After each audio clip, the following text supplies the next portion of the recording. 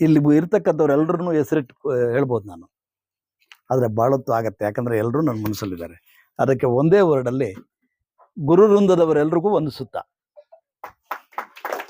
ಅದ್ರ ಜೊತೆಗೆ ನಮ್ಮ 2023ರ ಕಾಂಗ್ರೆಸ್ ಪಕ್ಷದ ಪರಾಜಿತ ಅಭ್ಯರ್ಥಿ ಆದಣ್ಣವರು ಮತ್ತು ನಮ್ಮ ರಾಜೇಂದ್ರ ಗೌಡರು, ಗುಜ್ಜಿನಹಳ್ಳಿ ಮಂಜು, ಪೆದ್ದಪ್ಪಯ್ಯ, ಭೂಪತ್ ರೆಡ್ಡಿ, ರಾಮಕೃಷ್ಣಪ್ಪ, ರಂಗಪ್ಪ, ನಂದಕುಮಾರ್ ಇವರೆಲ್ಲ ಇದ್ದಾರೆ.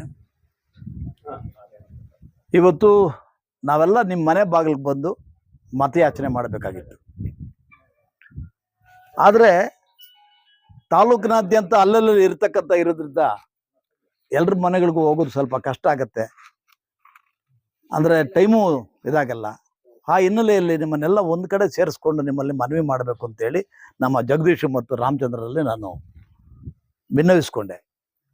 ಇದರಲ್ಲಿ ಅವರು ಹೇಳಿದ್ರು, ಆಯ್ತಣ್ಣ ಎಲ್ಲ ಫ್ರೆಂಡ್ಸೇ ಇರೋದು, ನಾವೆಲ್ಲ ಕೂಡ ಒಂದು ಕಡೆ ಸೇರೋಣ ಅಂತ. ಆ ಹಿನ್ನೆಲೆ ಇವತ್ತು ನಾವೆಲ್ಲ ಇಲ್ಲಿ ಸೇರಿದ್ದೀವಿ. ನಾನು ಕ್ಯಾಂಡಿಡೇಟ್ ಬಗ್ಗೆ ಹೇಳ್ಬೇಕಾದ್ರೆ, ಕ್ಯಾಂಡಿಡೇಟ್ DT ಶ್ರೀನಿವಾಸ್ ಅವರು ರಾಜಕೀಯ ಹಿನ್ನೆಲೆ ಇರ್ತಕ್ಕಂಥ ಒಂದು ಫ್ಯಾಮಿಲಿಯಿಂದ ಬಂದಿರತಕ್ಕಂಥವ್ರು. ಯಾಕಂತಂದರೆ ನಮ್ಮ ಕಾಂಗ್ರೆಸ್ ಪಕ್ಷದ ನಾಯಕರಾಗಿದ್ದಂಥ ದಿವಂಗತ A. ಕೃಷ್ಣಪ್ಪನವರ ಅಳಿಯ ಇವರು. ಅವರ ಧರ್ಮಪತ್ನಿ ಪೂರ್ಣಿಮಾರವರು MLA ಆಗಿ 5 ವರ್ಷ ಅನುಭವವನ್ನು ಕೂಡ ಹೊಂದಿದ್ದಾರೆ. A. ಕೃಷ್ಣಪ್ಪನವರು ನಮ್ಮ ಯಾದವ ಜನಾಂಗದಲ್ಲಿ ಇಡೀ ರಾಜ್ಯಕ್ಕೆ ಪ್ರಮುಖ ನಾಯಕರಾಗಿದ್ದರು. ದುರಾದೃಷ್ಟವಶಾತ್ ಅವರಿಗೆ ಕಾಂಗ್ರೆಸ್ ಪಕ್ಷದ ಸೀಟ್ ತಪ್ಪೋಗಿತ್ತು. ಆದರೆ ನಾವೆಲ್ಲ ಭಾಳ ಹತ್ತಿರದಿಂದ ಕಂಡವರು A. ಕೃಷ್ಣಪ್ಪ ಅವ್ರನ್ನ. ನಮಗೂ ಕೂಡ ಭಾಳ ಬೇಕಾದತ್ತವರು. ಅವರು ನಮ್ಮ ಮುಲ್ಬಾಲ್ ತಾಲೂಕಿನ ದಿವಂಗತ M.E. ಕೃಷ್ಣಪ್ಪನವರ ಶಿಷ್ಯರು. M.E. ಕೃಷ್ಣಪ್ಪನಿಗೆ ಭಾಳ ಆಪ್ತರು. ಅವರು ITಯಲ್ಲಿ ಎಂಪ್ಲಾಯ್ ಆಗಿದ್ದಾಗ ಅಲ್ಲಿಂದ ಯೂನಿಯನ್ ಲೀಡರ್ ಮಾಡಿ ಅವ್ರನ್ನ ಮಿನಿಸ್ಟ್ರಿ ಲೆವೆಲ್ಗೆ ಬೆಳೆಸಿದಂಥ ಒಂದು ಕೀರ್ತಿ M.E. ಕೃಷ್ಣಪ್ಪನವ್ರಿಗೆ ಸಲ್ಲತ್ತೆ. ಅದೇ ರೀತಿ M.E. ಕೃಷ್ಣಪ್ಪನವ್ರು ಕೂಡ ಆ ಒಂದು ಫ್ಯಾಮಿಲಿ, A. ಕೃಷ್ಣಪ್ಪನವ್ರ ಫ್ಯಾಮಿಲಿ ಭಾಳ ಒಡನಾಟ ಇತ್ತು. ಅವ್ರದ್ದು ವಿದ್ಯಾಸಂಸ್ಥೆಗಳಿದ್ದಾವೆ. ವಿದ್ಯಾಸಂಸ್ಥೆಗಳಲ್ಲಿ ಪ್ರತಿ ವರ್ಷ ಏನಾದರೂ ಒಂದು ಫಂಕ್ಷನ್ ಮಾಡೋರು. ಆ ಫಂಕ್ಷನ್ಗೆ ಈ ಫ್ಯಾಮಿಲಿಯಲ್ಲಿ ಯಾರಾದರೂ ಒಬ್ಬರನ್ನ ಕರ್ಕೊಂಡು ಹೋಗ್ತಾಯಿದ್ರು. ನಾನು 4-5 ಸಲ ನಮ್ಮ ಅಶೋಕ್ ಕೃಷ್ಣಪ್ಪ ಮತ್ತು ಜಯಸಿಂಹ ಕೃಷ್ಣಪ್ಪನ ಜೊತೆ ಆ ಒಂದು ಫಂಕ್ಷನ್ಗಳಿಗೆಲ್ಲ ಕೂಡ ಭಾಗವಹಿಸಿದ್ದೇನೆ. ಒಂದು ಸಲ A. ಕೃಷ್ಣಪ್ಪನವರು ನಮ್ಮ ಗುಟ್ಟಳ್ಳಿಗೆ ಬಂದಿದ್ರು, ಅದು ಒಂದು ಕಾರ್ಯಕ್ರಮಕ್ಕೆ. ಆ ಕಾರ್ಯಕ್ರಮದಲ್ಲಿ ಅವತ್ತು ಪೇಪರಲ್ಲಿ ಏನು ಬರೆದಿದ್ರು ಅಂದರೆ, ಯಾರ್ದೋ ದುಡ್ಡಿನಲ್ಲಿ ಎಲ್ಲಮ್ಮನ ಜಾತ್ರೆ ಅಂತ ಒಂದು ಶೀರ್ಷಿಕೆಯಲ್ಲಿ ಒಂದು ಕಾಮೆಂಟ್ ಮಾಡಿದರು. ನಿಜವಾಗ್ಲೂ ನನಗೆ ಇವತ್ತು ರೋಮಾಂಚನ ಆಗತ್ತೆ ಅಂತ ಮಾತಾಡಿದಂಥ ಒಂದು ಭಾಷಣ. ರೇ ಪತ್ರಕರ್ತರೇ, ಇತಿಹಾಸದ ಪುಟಗಳನ್ನು ತಿರುಗಿ ನೋಡ್ರಿ ಅಂತಂದ್ರು. ತಿರುಗಿ ನೋಡ್ರಿ M.E. ಕೃಷ್ಣಪ್ಪ ಅಂದ್ರೆ ಏನು ಅಂತ. ಇವತ್ತು ಪ್ರತಿ ಮನೆಯಲ್ಲೂ ಇವೇನಾದರೂ ಈ ಒಂದು ಕಷ್ಟಕಾಲದಲ್ಲಿ ಜೀವನ ಮಾಡ್ತಾ ಇದ್ರೆ ಅದು M.E. ಕೃಷ್ಣಪ್ಪನ ಬಿಟ್ಟಿರ್ತಕ್ಕಂಥ ಒಂದು ಹಸುಕರುವಿಂದ. ಅಂಥ ಒಂದು ಫ್ಯಾಮಿಲಿಗೆ ಎತ್ಕೊಂಡು ಹೋಗ್ಬಿಟ್ಟು ನೀವು ಈ ರೀತಿ ಕಾಮೆಂಟ್ ಮಾಡ್ತೀರಾ ಅಂತೇಳಿ ಪತ್ರಕರ್ತರಿಗೆ ಭಾಳ ತರಾಟೆಗೆ ತಗೊಂಡಿದ್ರು ಅವತ್ತು. ಅಂಥ ಒಂದು ಧೀಮಂತ ನಾಯಕ. ಅವರ ಹಳೆಯ ಇವರು ಆ ರಾಜಕೀಯ ಫ್ಯಾಮಿಲಿಯಿಂದ ಬಂದಿರತಕ್ಕಂಥವ್ರು. 100% ನಾನಿವತ್ತು ನೀವೆಲ್ಲ ಪ್ರಜ್ಞಾವಂತರಿದ್ದೀರಾ. ನಾನು ಮರೆತು ಬಿಟ್ಟೆ, ನಮ್ಮ ಬ್ಲಾಕ್ ಕಾಂಗ್ರೆಸ್ ಅಧ್ಯಕ್ಷರು ಈಗ ಈ ಕಡೆ ತಿರುಗಿದಾಗ ಇವ್ರು ನೋಡ್ಬೋದು, ಜ್ಞಾಪಕ ಬಂತು. ಸಾರಿ, ಇಲ್ಲಮ್ಮ ಪರವಾಗಿಲ್ಲ.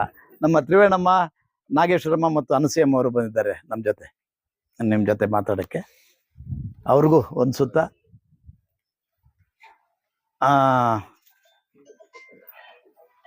ಮರೆತು ಬಿಟ್ಟಮ್ಮ. ಎಲ್ಲ ನೀವೆಲ್ಲ ಭಾಳ ಪ್ರಜ್ಞಾವಂತರಿದ್ದೀರಾ. ನಮ್ಮ ನಾಗರಾಜ್ ಹೇಳ್ತಾ ಇದ್ರು, ನಾವು ಕೂಡ ನಮ್ಮ ವೈ. ನಾರಾಯಣ ಸ್ವಾಮಿ ಅವ್ರನ್ನ ಬೆಂಬಲಿಸಿರ್ತಕ್ಕಂಥವ್ರು. ಇದೇ ರೀತಿಯಾಗಿ ನಾವು ನಮ್ಮ ಸ್ವಂತ ಖರ್ಚಿನಲ್ಲಿ ಎಲ್ಲ ಸೇರಿಸಿ ಓಟ್ ಹಾಕಿ ಅವ್ರನ್ನ ಗೆಲ್ಲಿಸಿರ್ತಕ್ಕಂಥವ್ರು. ಇವತ್ತು ಪಕ್ಷ ಅವರು BJP ಅಂತ ಹೇಳ್ಕೊಂಡು ಬಂದಿದ್ದಾರೆ, ನಾವು ಕಾಂಗ್ರೆಸ್ ಅಂತಿದ್ದೀವಿ. ನಾವು ಪಕ್ಷದ ಗುರುತುಗಳ ಮೇಲೆ ಯಾರೇ ಕ್ಯಾಂಡಿಡೇಟ್ ಆದರೂ ಕೂಡ ಮಾಡುವಂಥವ್ರು ನಾವು. ಆದರೆ ನಾಗರಾಜ್ ಹೇಳ್ದಂಗೆ ನೀವೆಲ್ಲ ಪ್ರಜ್ಞಾವಂತ ಯೋಚನೆ ಮಾಡಬೇಕಾದದ್ದು ಏನು ಅಂತಂದರೆ, ಯಾರು ಕ್ಯಾಂಡಿಡೇಟ್ ಆದರೆ ಒಳ್ಳೇದಾಗತ್ತೆ ಅಂತ ಯೋಚನೆ ಮಾಡುವಂಥ ಒಂದು ಶಕ್ತಿ ಮತ್ತು ಬುದ್ಧಿ ಇರ್ತಕ್ಕಂಥವ್ರು ನೀವು ತಗೊಂಡಿರ್ತಕ್ಕಂಥ ತೀರ್ಮಾನಕ್ಕೆ ಏನು ನಮ್ಮ ಮುಲ್ಬಾಲ್ ತಾಲೂಕಲ್ಲಿ ಪದವೀಧರರ ಉಪಾಧ್ಯಾಯರಲ್ಲಿ ತಗೊಂಡಿರ್ತಕ್ಕಂಥ ನಿರ್ಣಯ ಇದೆಯೋ, ಅದಕ್ಕೆ ಕಾಂಗ್ರೆಸ್ ಪಕ್ಷದ ವತಿಯಿಂದ ನಾನು ನಿಮ್ಮೆಲ್ರಿಗೂ ತಲಬಾಗಿ ನಾನು ನಮಸ್ಕಾರಗಳು ಹಾಕಕ್ಕೆ ಇಚ್ಛೆ ಪಡ್ತೀನಿ.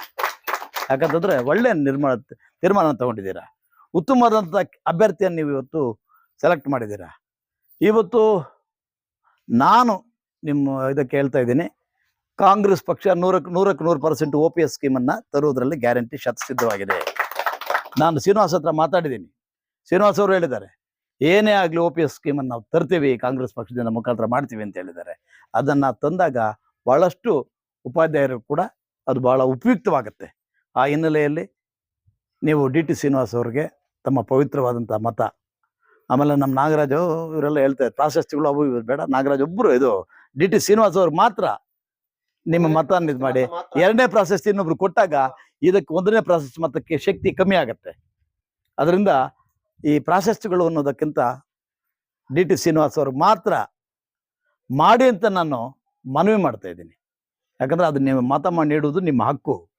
ಆದರೆ ನನ್ನ ಮನವಿ ಏನು ಅಂತಂದರೆ, ಅವರೊಬ್ರಿಗೆ ಮಾತ್ರ ನಿಮ್ಮ ಮತನ ಹಾಕಿ, ನೀವೇನು ಒಂದು ಮತ ಹಾಕ್ತೀರೋ ಅದಕ್ಕೆ ಹೆಚ್ಚಿನ ಶಕ್ತಿ, ಅಂದರೆ ಹೆಚ್ಚಿನ ಒಂದು ಮೌಲ್ಯ ಕರೆಕ್ಟ್, ಮೌಲ್ಯ ಸೂಕ್ತವಾದದ್ದು ಮೌಲ್ಯನ ಇದು ಮಾಡಬೇಕು ಅಂತೇಳಿ ತಮ್ಮಲ್ಲಿ ಪ್ರಾರ್ಥಿಸುತ್ತಾ, ಮುಂದಿನ ದಿನಗಳಲ್ಲಿ ಈಗ ನಮ್ಮ ಕ್ಯಾಂಡಿಡೇಟ್ ಕೂಡ ನಾವು ಇವೆಲ್ಲ ಇವತ್ತು ಸೇರೋದಾಗ್ಲಿ ಇದೆಲ್ಲ ಮಾಡೋದಾಗ್ಲಿ ಕ್ಯಾಂಡಿಡೇಟ್ ಕೂಡ ಗೊತ್ತಿಲ್ಲ.